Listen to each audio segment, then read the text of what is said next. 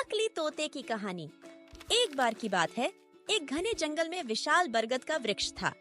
उस वृक्ष पर बहुत सारे तोते रहा करते थे। वे सभी हमेशा इधर उधर की बात करते रहते थे। उन्हीं में एक मिट्ठू नाम का तोता भी था। वह बहुत कम बोलता था और शांत रहना पसंद करता था। सब उसकी इस आदत का मजाक बनाया करते थे, लेकिन वह कभी भी किसी की बात का बुरा नहीं मानता था। एक दिन दो तोते आपस में बात कर रहे थे। पहला तोता बोला, मुझे एक बार बहुत अच्छा आम मिला था। मैंने पूरे दिन उसे बहुत चाव से खाया। इस पर दूसरे तोते ने जवाब दिया, मुझे भी एक दिन आम का फल मिला था। मैंने भी बहुत चाव से उसे खाया था। वहीं मिट्ठू तोता चुपचाप बैठा था। तब तोतों के मुखिया ने उसे देखते हुए कहा, अरे हम तोतों का तो काम ही होता है बात करना, तुम क्यों चुप रहते हो? मुखिया ने आगे कहा, तुम तो मुझे असली तोते लगते ही नहीं, तुम नकली तोते हो। इस पर सभी तोते उसे नकली तोता कहकर बुलाने लगे, लेकिन मिट्ठू तोता फिर भी चुप था। यह सब चलता रहा। फिर एक दिन रात में मुखिया की बीवी का हार चोरी हो गया। मुखिया की बीवी रोती हुई आई और उसने पूरी बात बताई। मुखिया की बीवी ने कहा, किसी ने मेरा हार चोरी कर लिया है और वो हमारी ही झुंड में से एक है। यह सुनकर मुखिया ने तुरंत सभा बुलाई। सभी तोते तुरंत सभा के लिए इकट्ठा हो गए। मुखिया ने कहा, मेरी बीवी का हार चोरी हो गया है और मेरी बीवी ने उस चोर को भागते हुए भी देखा है। वह चोर आप लोगों में से ही कोई एक है। यह सुनकर सभी हैरान हो गए। मुखिया ने फिर आगे कहा कि उसने अपने मुंह को ढक कर रखा हुआ था, लेकिन उसकी चोंच बाहर दिख रही थी। उसकी चोंच लाल रंग की थी। अब पूरे झुंड की निगाह मिट्ठू तोते और हीरू नाम के एक दूसरे तोते पर थी, क्योंकि झुंड में केवल इन्हीं दोनों की चोंच लाल रंग की थी। यह सुनकर सभी मुखिया से चोर का पता लगाने के लिए बोलने लगे, लेकिन मुखिया ने सोचा कि ये दोनों मेरे अपने हैं। मैं कैसे इनसे पूछ सकता हूँ कि तुम चोर हो क्या?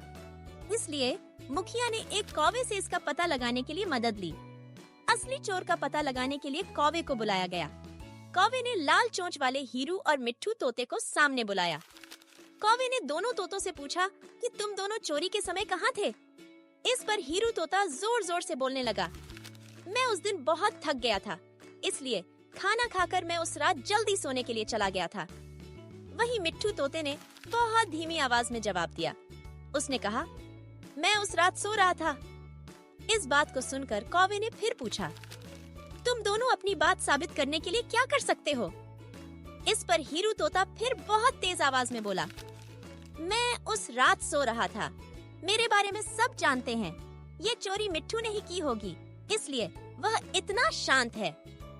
मिट्ठू तोता चुपचाप था। सभा में मौजूद सभी तोते चुपचाप यह सब देख रहे थे। मिट्ठू तोता फिर धीमी आवाज में बोला, मैंने यह चोरी नहीं की है।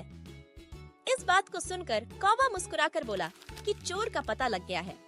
मुखिया के साथ साथ सब लोग हैरानी से कौवे की ओर देखने लगे। कौवे ने बताया कि चोरी हीरू तोते ने की है। इस पर मुखिया ने पूछा, आप यह कैसे कह सकते हैं? कौवे ने मुस्कुराकर कहा, हीरू तोता जोर जोर से बोलकर अपने झूठ को सच साबित करने में लगा था, जबकि मिट्ठू तोता जानता है कि वह सच बोल रहा है, इसलिए वो अपनी बात आराम से कह रहा था। कौवे ने आगे कहा, वैसे भी हीरू तोता बहुत बोलता है, उसकी बात पर भरोसा नहीं किया जा सकता है।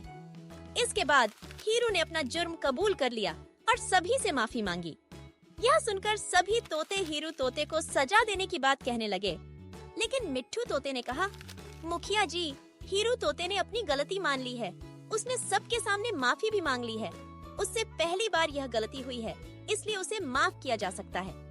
यह बात सुनने के बाद मुखिया ने हीरू तोते को माफ कर दिया। कहानी से सीख, कभी कभी ज्यादा बोलकर हम अपनी अहमियत खो देते हैं, इसलिए जरूरत के समय ही बोलना चाहिए।